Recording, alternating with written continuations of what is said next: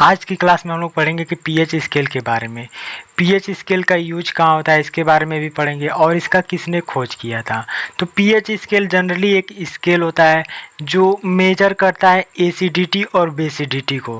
मतलब वो एसिडिटी का मतलब होता है जैसे अम्लता और बेसिडिटी का मतलब होता है क्षारता।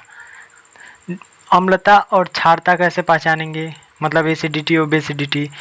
जो सब्सटेंस मतलब पदार्थ, ऐसा पदार्थ जिसके अंदर सावर टेस्ट हो उसे हम लोग एसिड बोलते हैं, और एक ऐसा सब्सटेंस जो कसैला हो, कड़वा हो, उसे हम लोग बेस बोलते हैं। तो इस बेसिस पे हम लोग आइडेंटिफाई करते थे। पीएच स्केल का खोज सोरेनसन ने किया था। किसने किया था? सोरेनसन ने। सोरेनसन एक साइंटिस्ट थे, इन्होंने पीएच स्केल का खोज किया था। पीएच स्केल एक जनरली स्केल है। क्या है? स्केल है। पीएच का पूरा नाम ये होगा, जैसे पीएच एक दो टर्म से मिलकर बना है, पी प्लस एच। पी का मतलब होता है पोटेंज, जिसका मतलब होता है पावर, और इसका मतलब होता है हाइड्रोजन आयन। हाइड्रोजन आयन मतलब ये बताता है पीएच स्केल कि किसी सॉल्यूशन में, मतलब किसी सॉल्यूशन में हाइड्रोजन आयन कितना प्रेजेंट है, वही ये डिटरमाइन करता है पीएच स्केल। जैसे ये स्केल इस तरीके से होता है, यहाँ पे 0 होता है, यहाँ पे 14, 0 से 14 के बीच का होता है ये। यहाँ पे न्यूट्रल होता है, 7 पे न्यूट्रल हो जाता है, इसको हम लोग न्यूट्रल बोलते हैं। हिंदी में इसको उदासीन बोलते हैं। क्या बोलते हैं? उदासीन। और 7 से अधिक, मतलब किसी सब्सटेंस का वैल्यू 7 से अधिक और 14 से कम होगा, तो वहाँ पे हम लोग इसको बोलेंगे कि ये क्या है? बेसिक नेचर का सॉल्यूशन है या सब्सटेंस है। बेस को हम लोग क्षार बोलते हैं। क्या बोलते हैं? क्षार। और 0 से अधिक, किसी सब्सटेंस का पीएच वैल्यू 0 से अधिक और 7 से कम होगा, तो वहाँ पे हम लोग बोलेंगे क्या है? एसिड है। मतलब क्या है? अम्ल। 7 से लेफ्ट साइड, मतलब 7 से जब लेफ्ट साइड आते हैं तो वैसे वैसे एसिडिटी और बढ़ता जाएगा, मतलब एसिडिक कैरेक्टर और बढ़ता जाएगा। अगर 7 से राइट साइड जाएंगे, मतलब 7 से राइट साइड जाएंगे 14 की तरफ, जितना ज़्यादा पीएच वैल्यू होगा उतना ज़्यादा बेसिसिटी होगी, मतलब क्षारता उतना ज़्यादा होगी। न्यूट्रल उदासीन, जैसे अगर किसी सब्सटेंस का पीएच वैल्यू 7 है तो क्या है? वो सब्सटेंस न्यूट्रल है। न्यूट्रल जैसे प्योर वाटर का पीएच वैल्यू कितना होता है? 7 होता है। कितना होता है? 7 होता है, प्योर वाटर का होता है। अगर वही बात करें विनेगर जिसको हम लोग बोलते हैं सिरका, तो इसका वैल्यू होता है 3, पीएच वैल्यू इसका 3 होता है। और इसके बाद से लेमन का मतलब होता है नींबू। जो नींबू होता है उसका होता है 2.5। कितना होता है? 2.5। इसका पीएच वैल्यू 2.5 होता है। और ह्यूमन ब्लड का मतलब हमारे जो ब्लड का पीएच वैल्यू होता है 7.4 होता है। लेकिन मिल्क की बात की जाए, मतलब दूध का, तो 6.4 होता है। कितना होता है? 6.4। ब्लड का 7.4 और मिल्क का 6.4 होता है। तो इसका यूज करके हम लोग पता करते हैं किसी सब्सटेंस यानी कि पदार्थ का कि पीएच वैल्यू कितना है। उसके अकॉर्डिंग हम लोग बताते हैं कि कोई सब्सटेंस एसिडिक नेचर का है या बेसिक नेचर का है। इसके बाद से आता है कि इसका यूज कहाँ कहाँ किया जाता है पीएच स्केल का।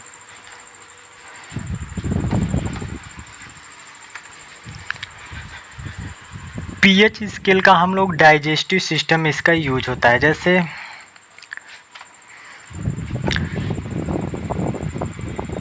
Usage of pH. पीएच का कहाँ कहाँ यूज होता है? फर्स्ट नंबर पे आता है डाइजेस्टिव सिस्टम। डाइजेस्टिव सिस्टम का मतलब होता है पाचन क्रिया। पाचन क्रिया हमारे स्टोमच के अंदर, जैसे क्या है, स्टोमच है, हमारे स्टोमच के अंदर हमारे पेट में हाइड्रोक्लोरिक एसिड होता है HCl, जिसका पीएच वैल्यू कितना होता है? 1 होता है। हाइड्रोक्लोरिक एसिड डाइजेस्ट करता है, डाइजेस्ट फूड, मतलब खाना को पचाने में क्या करता है? हेल्प करता है। हाइड्रोक्लोरिक एसिड से ही हमारा खाना पचता है। कभी कभी हाइड्रोक्लोरिक एसिड ज़्यादा हो जाता है, मतलब मोर हो जाता है। कभी कभी हाइड्रोक्लोरिक एसिड हमारे पेट में ज़्यादा हो जाता है, ड्यू टू किसके कारण होता है? Spicy foods and oily foods and junk foods. जब हम स्पाइसी भोजन ज़्यादा मात्रा में लेने लगते हैं, ऑयली चीज़ ज़्यादा मात्रा में हम लोग भोजन में लेने लगते हैं, तो हाइड्रोक्लोरिक एसिड हमारे पेट में ज़्यादा मात्रा में हो जाता है, जिसकी वजह से अल्सर हो जाता है। जैसे अल्सर हो जाता है, जैसे अल्सर। अल्सर का मतलब होता है सूजन। सूजन एक जनरली एक घाव बन जाता है हमारे पेट के अंदर। जैसे यहाँ पे फूड आया, भोजन आ रहा है, स्पाइसी भोजन, यही चीज़ बार बार आने लगता है लगातार कंटिन्यू, तो यहाँ पे आकर रुक जाता है, तो वहाँ पे इसको जला देता है।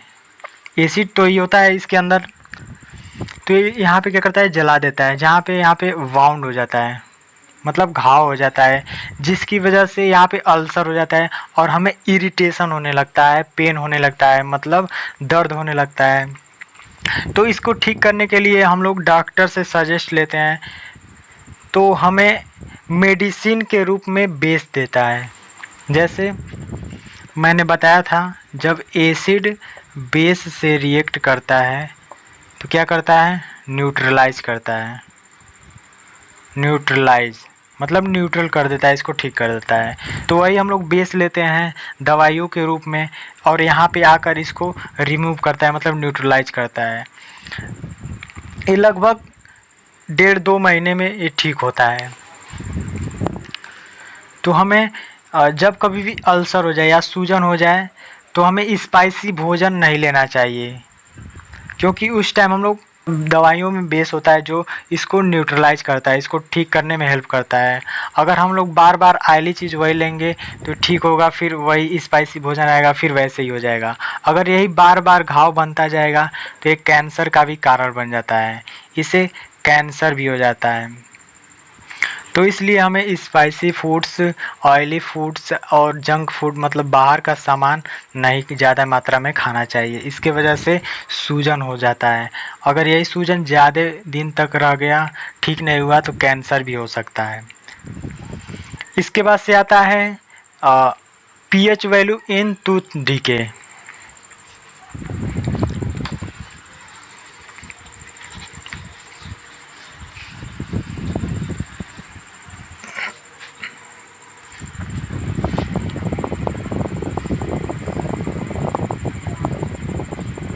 पीएच इन टूथ डीके। टूथ डीके मतलब, डीके का मतलब क्या होता है? खराब करना। क्या होता है? खराब करना। जैसे क्या होता है, जब हम खाना खाते हैं या ज़्यादा शुगर वाला चीज़ खा लेते हैं तो हमारे दांतों में जाकर फंस जाता है। अगर वही चीज़ दांतों में ज़्यादा दिन तक फंस गया तो वहाँ पे बैक्टीरिया अटैक करते हैं, वही बैक्टीरिया एसिड बना लेते हैं वहाँ पे। अगर यही एसिड बहुत ज़्यादा मात्रा में हो जाता है तो हमारे दांतों पे जो इनेमल्स होते हैं, इनेमल्स मतलब जो वाइट वाला पार्ट होता है दांतों का, उसे हम लोग इनेमल्स बोलते हैं। क्या बोलते हैं? इनेमल्स। इनेमल्स जैसे क्या है, दांत है, तो ये वाइट वाला जो पार्ट ऊपर का होता है इसे हम लोग इनेमल्स बोलते हैं। तो इसी को ये डैमेज करने लगते हैं, जो एसिड ज़्यादा मात्रा में हमारे दांत के अंदर जो बैक्टीरिया बना लेते हैं। ये इनेमल्स कैल्शियम फॉस्फेट का बना होता है। कैल्शियम फॉस्फेट किसका बना होता है? कैल्शियम फॉस्फेट का। तो ये क्या करने लगते हैं? इनेमल्स को कोरोड करने लगते हैं। कोरोड का मतलब क्षति पहुंचाने लगते हैं, इसको धीरे धीरे डैमेज करने लगते हैं। तो इसको ठीक करने के लिए हम लोग टूथपेस्ट का इस्तेमाल करते हैं कि ये ठीक हो जाए। किसका यूज करते हैं प्रिवेंट करने के लिए? टूथपेस्ट। टूथपेस्ट का यूज करते हैं कि ये बैक्टीरिया हमारे इनेमल्स को डैमेज ना करें।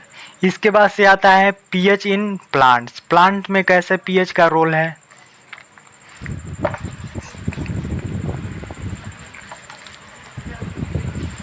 जैसे 3rd नंबर पे है पीएच इन प्लांट्स। जैसे सभी प्लांट्स को प्रॉपर ग्रोथ के लिए सॉइल में पीएच वैल्यू कांस्टेंट होना चाहिए, मतलब कि एक फिक्स रहना चाहिए। या तो पीएच वैल्यू ज़्यादा मात्रा में बढ़ जाता है या पीएच वैल्यू कम मात्रा में हो जाता है, तो वहाँ पे भी प्लांट्स प्रॉपर ग्रोथ नहीं कर पाते हैं। जैसे हम अपने खेतों में यूज करते हैं केमिकल फर्टिलाइज़र, तो इसी चीज़ को बैलेंस करने के लिए, मेंटेन करने के लिए हम लोग खाद के रूप में इसका यूज करते हैं। उस खाद में यानी कि केमिकल फर्टिलाइज़र मिलाया जाता है एसिड। अगर ज़्यादा मात्रा में एसिड हो जाता है तो उसमें बेस डालते हैं खाद के रूप में। अगर वही बेस ज़्यादा मात्रा में हो जाता है तो वहाँ पे एसिड के रूप में खाद, मतलब खाद में एसिड रहता है, उसको डालते हैं। तो इसी चीज़ को बैलेंस करने के लिए हम लोग केमिकल फर्टिलाइज़र का यूज करते हैं। केमिकल फर्टिलाइज़र, केमिकल फर्टिलाइज़र का यूज करते हैं। इसके बाद से आता है पीएच इन एनिमल्स। 4th आता है पीएच इन एनिमल्स। यहाँ पे एनिमल्स उन लोगों के लिए जो वाटर में रहते हैं। Aquatic animals. एक्वेटिक एनिमल्स का मतलब होता है जलीय जीव, मतलब वो जीव जो पानी में रहते हैं। जैसे क्या होता है, हमारी बॉडी प्रॉपर वर्क तब करती है जब इसका पीएच वैल्यू, जैसे हमारी बॉडी का, ह्यूमन बॉडी का जो ह्यूमन बॉडी होती है, अगर इसका पीएच वैल्यू 7.0 से 7.8 के बीच का हो, मतलब इस रेंज में होगा तो ये हमारी बॉडी प्रॉपर वर्क करेगी। अगर किसी रीजनवश, मतलब किसी कारणवश हमारे बॉडी के पीएच वैल्यू में डिस्टरबेंस हो जाता है तो हम बीमार पड़ जाते हैं। किसी कारणवश हमारे जो बॉडी है इसका पीएच वैल्यू में डिस्टरबेंस आ जाता है तो हम बीमार पड़ जाते हैं। तो इसी तरह जब एसिड रेन होता है, एसिड रेन क्या होता है? एसिड रेन, एसिड रेन का पीएच वैल्यू होता है 5.6, इससे ज़्यादा नहीं होना चाहिए। कितना होता है? 5.6। जैसे हमारे एटमॉस्फेयर में बहुत सारे गैसेज हैं, sulphur dioxide, sulphur trioxide, nitrogen dioxide, nitrogen trioxide, ये क्या है? हमारे एटमॉस्फेयर में चारों तरफ प्रेजेंट है। तो जब बारिश होता है, बारिश के जब बूंद आते हैं तो हमारे एटमॉस्फेयर में चारों तरफ गैसेज हैं, तो उनसे मतलब बूंदों के साथ साथ वो भी आते हैं, उस बूंदों के साथ साथ वो भी आते हैं। अगर इस रेंज में बारिश होगा 5.6 अगर वैल्यू होगा, अगर बारिश के बूंद को हम लोग मेजर करेंगे पीएच स्केल से, अगर इस रेंज में आएगा इसका वैल्यू, तो हम लोग क्या बोलेंगे, एसिडिक रेन हो रहा है। अगर वही जो बारिश का बूंद है या पानी मतलब इकट्ठा हो जाता है पॉन्ड, तालाब में, नदी में, तो उसमें जो जीव रहते हैं उनको डिस्टरबेंस हो जाता है, डिफ़िकल्टी हो जाती है जीने में उस पानी में। जैसे कुछ और पीएच वैल्यू पे क्या कहते हैं, सरवाइव करते हैं, मतलब जीते हैं, तो उनके पीएच वैल्यू में डिफ़िकल्टीज होती हैं। तो वहाँ पे हम लोग कैल्शियम कार्बोनेट का यूज करते हैं। वो जो वाटर मतलब जो तालाब है या नदी है जो एसिडिक हो जाता है, वहाँ पे कैल्शियम कार्बोनेट का यूज करते हैं उस चीज़ को न्यूट्रलाइज करने के लिए। क्या करते हैं, न्यूट्रलाइज करने के लिए, क्योंकि जब एसिड में बेस मिलाएंगे तभी वो न्यूट्रलाइज होगा। जैसे अल्सर के केस में मैंने बताया था कि वहाँ पे अल्सर एसिडिक मात्रा ज़्यादा हो जाती है, तो वहाँ पे हम लोग बेस यूज करते हैं उसको ठीक करने के लिए। तो सेम कंडीशन इसमें भी है, जब एसिडिक रेन होता है तो वहाँ पे एसिडिक वाटर होते हैं, वो पॉन्ड में क्या हो जाते हैं, मतलब तालाब में इकट्ठा हो जाते हैं, तो वहाँ पे एसिडिक हो जाता है पूरा तालाब, तो वहाँ पे हम लोग कैल्शियम कार्बोनेट का यूज करते हैं उसको न्यूट्रलाइज करने के लिए। तब वहाँ पे जो एनिमल्स है प्रॉपर सर्वाइव कर पाते हैं वहाँ पे।